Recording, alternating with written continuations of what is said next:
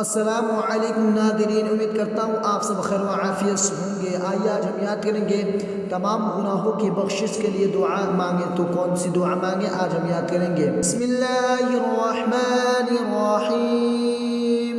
अस्तगफिरुल्लाहल्लज़ी ला इलाहा इल्ला हुवल हय्युल क़य्यूम व अतूबु इलैहि। हदीस शरीफ में है कि जो शख्स सोते वक्त ये इस्तिग़फ़ार 3 मरतबा पढ़ ले तो अल्लाह ताला उसके तमाम गुनाह बख्श देंगे।